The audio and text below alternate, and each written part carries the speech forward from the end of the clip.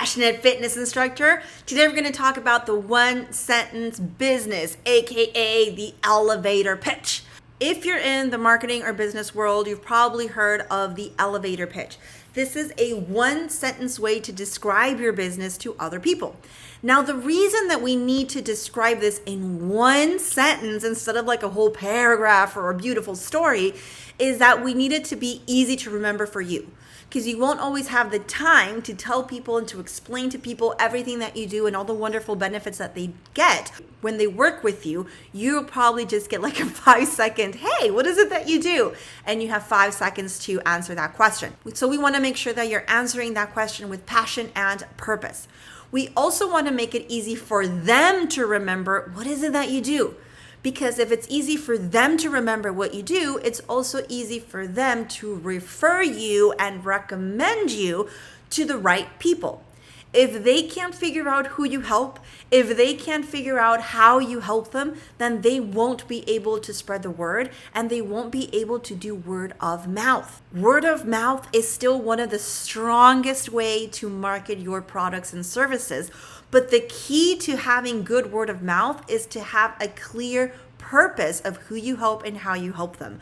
When you don't have that, then it's very difficult for people to be able to spread the word for you and to create that word of mouth, because either you become forgettable and they simply just don't remember you, or you become so generic that they don't have anyone to recommend you to because there's nothing particularly special about who you help or how you help them. So it doesn't trigger their brain, oh, my friend Susie needs your help. So let me explain this in a different way. Let's imagine that you're at home and you open up the door to your porch and you see a stray cat walk by. And you're like, oh no, a stray cat, poor thing, she's probably hungry. And you want to feed the stray cat. So you put out a little bowl of cat food. And as you're doing that, you notice that a stray dog is going through. And you're like, oh, I forgot all about the stray dogs. So you sprinkle in some dog food into that bowl as well. And as you're doing that, a bird flies over your head. And you're like, oh, birds are hungry too. You add some bird seeds to that bowl. And you close the door feeling all happy because your bowl of everything is there to help all the animals in your neighborhood get fed. However, that's not what actually happens. What actually happens is that the cat comes in and it's like, this has dog food and doesn't eat. And the dog comes in and it's like, this has bird seeds. This is for the birds and doesn't eat. And the bird flies in and it's like, this is for cats. This is not really for me. And they end up not eating from the bowl. So a bowl of everything feeds no one. So what you're going to learn to do in any of my programs is to identify who you want to feed, right? We have to make a decision. Are you going to feed the cats or the dogs or the birds? Because once you make that decision, I'm a cat person, so I'm going to go for cats. And you say, I'm going to feed cats because I'm a cat person. Then we need to put out a bowl of cat food so that we attract more cats, we feed more cats, and we become the person who feeds the cats. Is this making sense? So the first thing that we need to do is to identify your cats. Now there's two parts into identifying your cats. One is identify who they are. So this is the type of cat that they are, and then what they want. So if you've taken any marketing course or business course, I'm actually talking about your avatar or your target audience. And what happens is that we mesh who they are with what they want all in one sentence. And we're going to get to do that in a second. But for now, I want you to think of them as two separate things, right? So they're not women who want to lose weight. Well, women would be the identifiable part. Losing weight would be what they want. So these are two separate things. For now, let's think of these things as separate. Now, when I started this whole online thing, my people, my cats, were Zumba instructors. I learned how to grow my classes using Facebook. I was a Zumba instructor. I was wondering, are there other Zumba instructors out there who also want to grow their classes who are also using Facebook?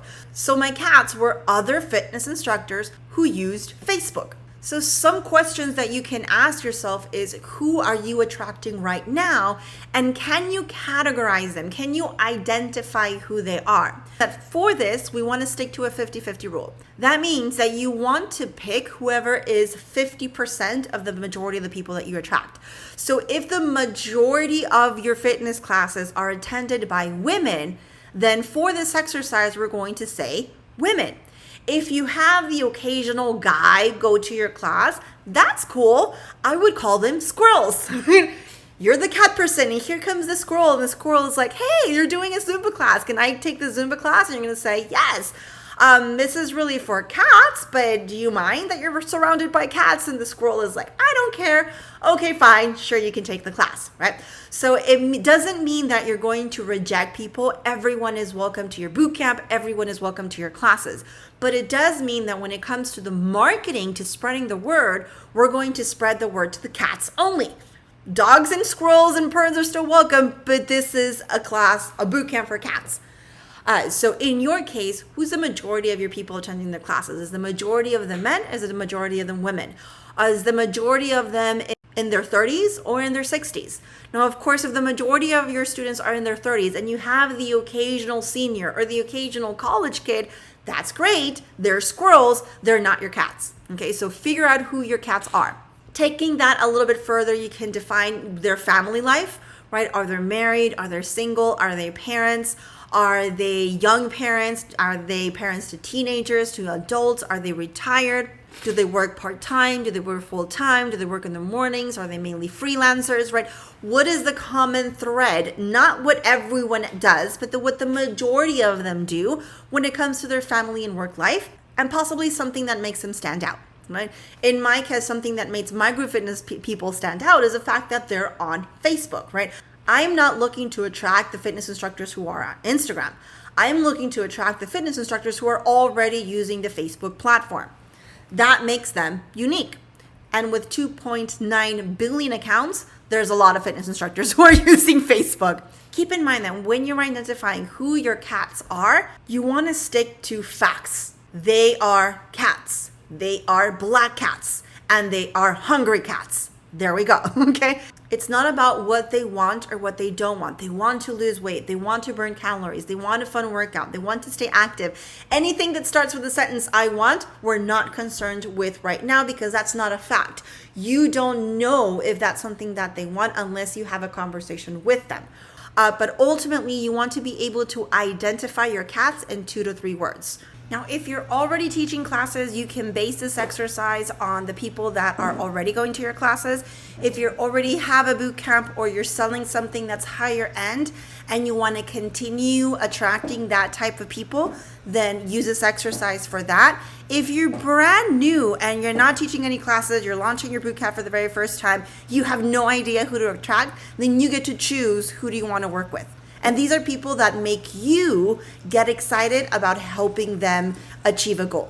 Okay, that's it for now. I'll see you in the next one. Bye.